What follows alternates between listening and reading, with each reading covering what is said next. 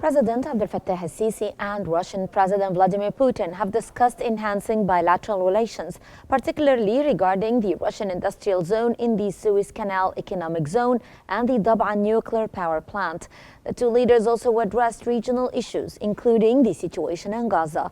President el-Sisi highlighted Egypt's efforts in partnership with Qatar and the United States to broker a ceasefire and ensure humanitarian aid access. He stressed the need for international cooperation to implement the agreement and pursue a two-state solution for lasting peace. Putin praised Egypt's role in stabilizing the region and expressed support for strengthening economic ties. They also discussed the situation in Syria, Lebanon, Sudan, Libya, and the ongoing war in Ukraine, with a focus on regional stability and security. Egyptian President Abdel Fattah el-Sisi and Arsenio Dominguez, Secretary General of the International Maritime Organization (IMO), have discussed the continuation of cooperation in key areas of maritime transport, environmental sustainability, and renewable energy. During the meeting, both sides agreed to strengthen ties, focusing on Egypt's strategic position and its push to become a global hub for green hydrogen. The Secretary General Dominguez praised Egypt's advancement in seaport services. The discussion also covered security in the Bab el-Mandeb Strait, with President el-Sisi emphasizing the IMO's role in restoring stability, particularly after the Gaza ceasefire.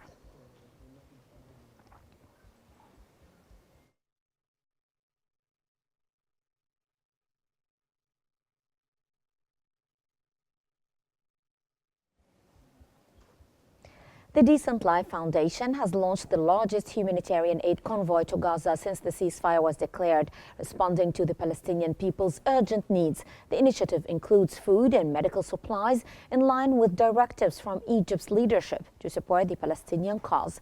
The foundation praised Egypt and international mediators for securing the ceasefire and called on partners to bolster efforts in delivering aid.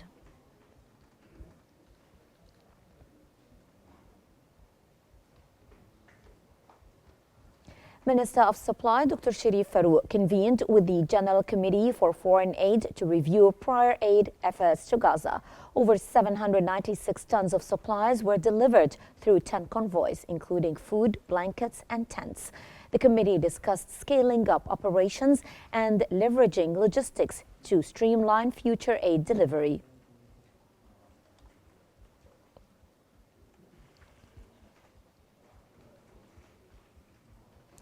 Deputy Prime Minister and Health Minister Khaled Abdel Ghaffar and Social Solidarity Minister Maya Morsi met UN officials to discuss joint initiatives enhancing human capital. Abdel Ghaffar highlighted progress in healthcare reforms such as universal health coverage and decent life programs, and stressed the importance of technology in decision-making and sustainability.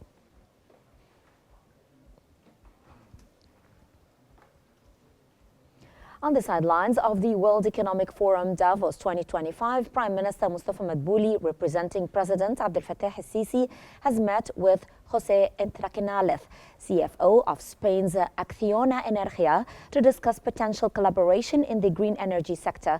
The Prime Minister emphasized Egypt's interest in partnering with Acciona Energía, a global leader in green energy with 15 gigawatts capacity across 52 countries. He also highlighted the company's expertise in seawater desalination, crucial for Egypt's growing water needs. Prime Minister Madbouli stressed overcoming cost challenges for expanding desalination projects and reaffirmed Egypt's commitment to renewable energy, aiming to increase its share in the energy mix. José Entraquinales praised Egypt's economic reforms and expressed enthusiasm for collaborating on renewable energy projects.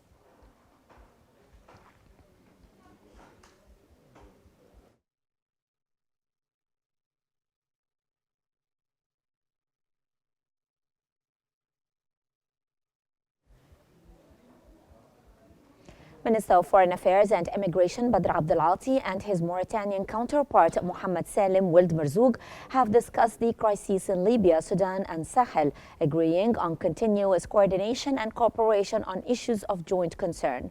On the bilateral level, Minister Abdelati suggested that Mauritania could benefit from Egyptian firms' experiences in the sectors of infrastructure and aquaculture, saying that he looked forward to holding a joint Supreme Committee to better coordinate such collaboration.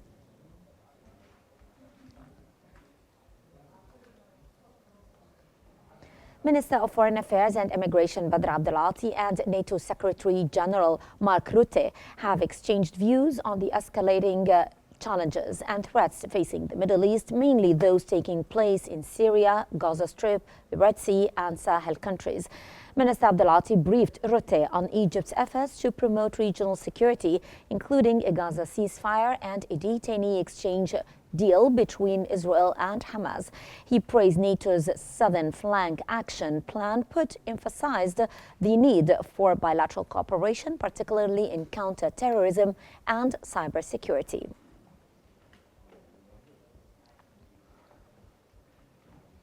Minister of Foreign Affairs and Immigration Badr Abdelati has met EU High Representative for Foreign Affairs and Security Policy Kaya Kallas, emphasizing that ongoing Middle East crises require enhanced coordination and a stronger comprehensive strategic partnership.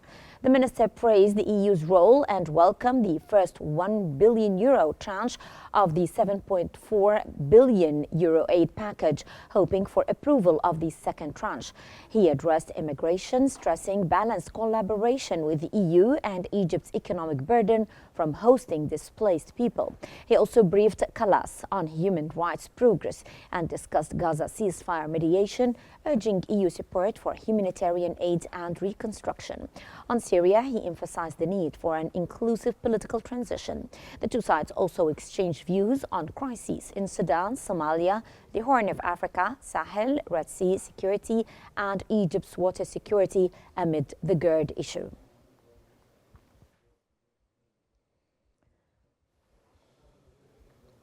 Civil Aviation Minister Dr. Sameh Al-Hifni met Mark Davis, EBIRD executive for the Mediterranean region, to discuss collaboration in aviation sector development. Talks highlighted strategies for private sector engagement in airport operations. The minister underscored Egypt's commitment to integrating global expertise in advancing infrastructure projects. Dr. Manal Awad, Minister of Local Development, met Tariq Noor, Chair of the United Media Services, to discuss public awareness campaigns on urban reconciliation laws. The collaboration aims to enhance citizens' understanding of legal benefits. Awad commended the company's contributions to Egypt's media landscape, emphasizing a shared commitment to public service.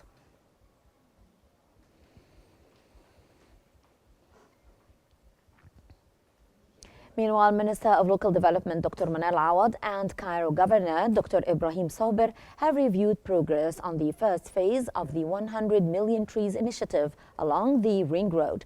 Awad emphasized proper maintenance and the planting of trees, while urging collaboration with local authorities to ensure sustainability. The initiative aligns with Egypt's vision for environmental enhancement and improving citizens' quality of life.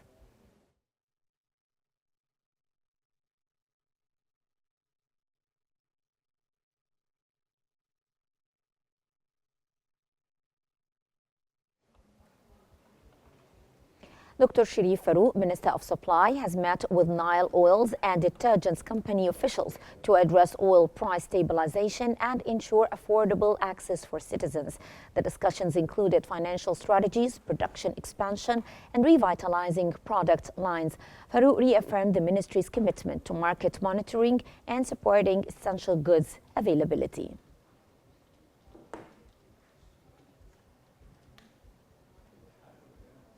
Justice Minister Adnan Fangari inaugurated a digital transformation program for judicial officials.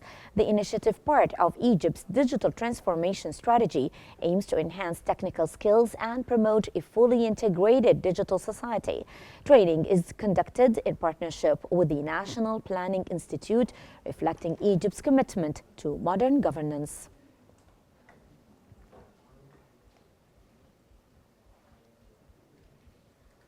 Head of Egypt's Healthcare Authority, Dr. Ahmed Subki, has announced that Egypt received over 12,000 international patients in 2024 under its medical tourism program, a 200% increase from 2023.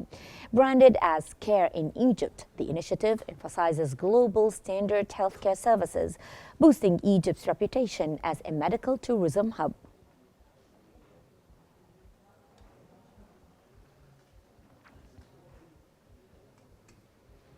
Egypt's Military Academy Director Ashraf Zahir and Communication Minister Amr Talat have launched an initiative to train 2,000 to 3,000 young talents, especially computer science graduates, in telecommunications and IT. The program will cover fields like software development, AI, data science, cybersecurity, embedded systems, electronics, and digital arts.